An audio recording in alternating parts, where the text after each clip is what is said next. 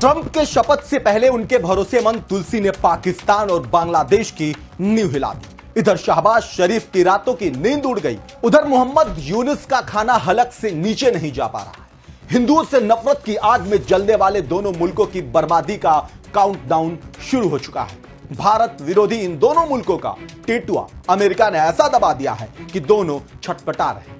आइए बताते हैं कि आखिर अमेरिका की 18 खुफिया एजेंसी की नई चीफ तुलसी गबार्ड ने कैसे बांग्लादेश और पाकिस्तान में खौफ पैदा कर दिया। नमस्कार, मैं हूं आपके साथ योगेश मिश्रा और आप देख रहे हैं वीके न्यूज। 20 जनवरी 2024 डोनाल्ड ट्रंप एक बार फिर अमेरिका की राष्ट्रपति बनने के लिए शपथ लेंगे, लेकिन सत्ता की कसम खाने से पहले ऐसा लगता है मानो ट्रंप ने बांग्लादेश और पाकिस्तान को बर्बाद करने की कसम खा ली है।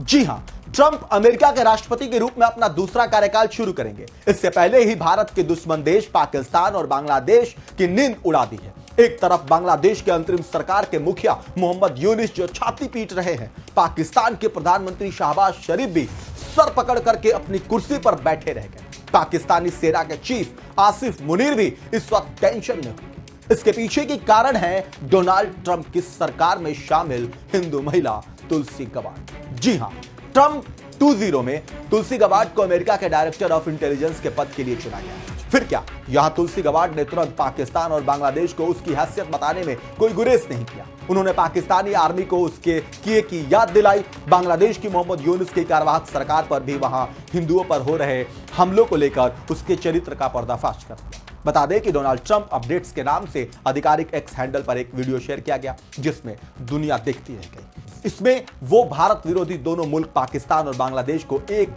एक कर सारी असलियत बता दी। तुलसी गबार्ड ने पाकिस्तान और बांग्लादेश को अच्छे से धोकर रख दिया, क्योंकि ये दोनों ही वो मुल्क हैं जिन्होंने सनातन परंपरा को तहस नहस करने में कोई कसर नहीं छोड़ी। जितनी जाति हो सकती थी उनके मुल्क में हिंदुओं और अल्पसंख्यकों के साथ किया गया।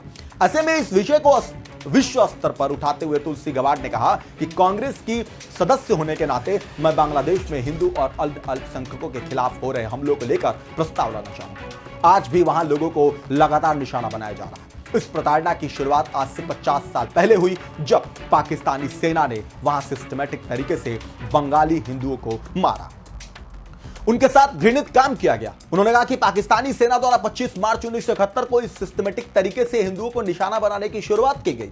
यही नहीं, ट्रंप की इस भरोसेमंद अधिकारी ने आगे ढाका यूनिवर्सिटी कांड का जिक्र किया और कहा कि सबसे पहले ढाका यूनिवर्सिटी के जगन्नाथ हॉल में इसकी शुरुआत हुई। पहली रात को ही पाकिस्तानी आर्मी ने वहां 5 से 10,000 हिंदुओं को मौत के घाट उतार दिया। अगले 10 महीने तक नरसंहार जारी रहा। इस दौरान 2 से 3 मिलियन लोगों को मौत के घाट उतार दिया गया। 1 करोड़ से ज्यादा लोगों को अपना घर छोड़ने के लिए मजबूर होना पड़ा। यहां तो तुलसी ने उस मौनी सरकार को भी नहीं बख्शा, यानी मोहम्मद यूनुस की सरकार, जो बांग्लादेश की कुर्सी पर बैठकर हिंदुओं पर अत्याचार को खुलेआम देख रही है, लेकिन मौन बैठे। मुल्क में अल्पसंख्यकों की तबाही का मंजर चल रहा था, लेकिन मोहम्मद यूनुस की सरकार अपने कमरे में बैठकर यह तमाशा देख रही थी। ऐसे में तुलसी गबार्ड ने मोहम्मद यूनुस की सरकार पर निशाना साधते हुए वीडियो में कहा कि बांग्लादेश में हिंदुओं पर इस्लामिक प्रताड़ना आज भी जारी है। इसे आम इस्लाम के साथ फॉलो करने वाले लोगों के साथ कंफ्यूज न किया जाए। 1900 की शुरुआत में बांग्लादेश में हिंदू करीबन 33% थे, लेकिन लगातार यहां हिंदुओं पर हमले हो रहे हैं, जिसके कारण अब उनकी संख्या महज 8% रह गई। इराक, लीबिया और सीरिया में रिजिम अमेरिका द्वारा सत्ता बदलने से पहले यहां तक भी इस्लामिक जिहादियों ने अल्पसंख्यकों का जीना मुश्किल कर रखा था। पहले इराक में 15 लाख क्रिश्चियन थे और सीरिया में 22 लाख लोग क्रिश्चियन हुआ करते थे। अब इराक में 3 लाख, सीरिया में 4.5 लाख क्रिश्चियन। जी हां, जिस तरीके से तुलसी गबार्ड ने यहां आंकड़ों के साथ दोनों मुल्कों को आईना दिखाया, ये दुनिया भर के लिए सबक है, जो सनातन धर्म के मानने वालों पर अत्याचार करते हैं। कनाडा को भी सीख ले लेना चाहिए कि क्योंकि हिंदू धर्म को कनाडा में भी लगातार टारगेट किया जा रहा है।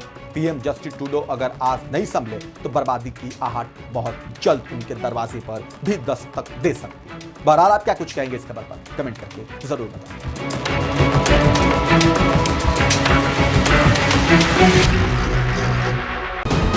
वीके न्यूज, राष्ट्र के नाम।